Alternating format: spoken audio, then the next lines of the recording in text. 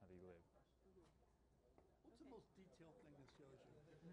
And we lifted the top off so we could actually get a better idea of what the condition is before we start treatment on the mummy itself.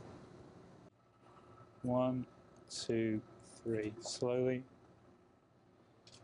All right, there we go.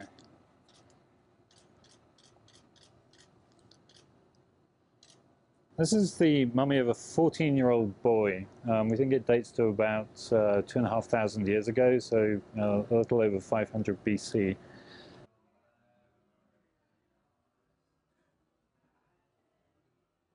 Right, he's a 14-year-old boy. We know from the coffin that his name was Minirdis. He was the son of Inaros, who was a fairly important priest of a god called Min in central Egypt.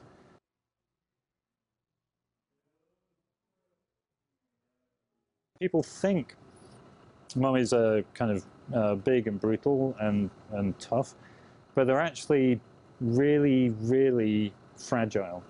So even kind of a small quantity of inappropriate handling can do a great deal of damage.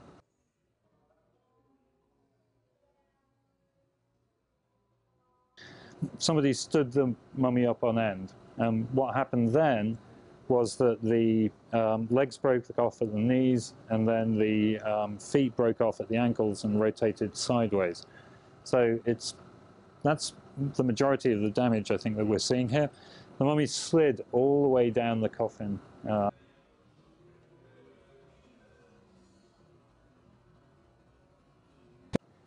think opening up this coffin is giving us a whole host of new information which we'll be able to use to better interpret the lifestyle in late period Egypt.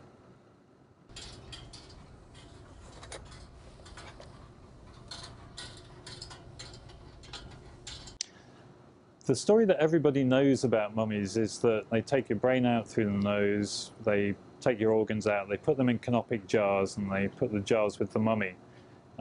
What happens in this later period, and this is one of the more interesting things that one starts to learn, is that the organs were taken out, preserved, wrapped into packets, and then put back in either into the abdominal cavity or into the chest cavity or between the legs. We actually start to open it up to try and figure out exactly what it is that we're going to do once we get in there.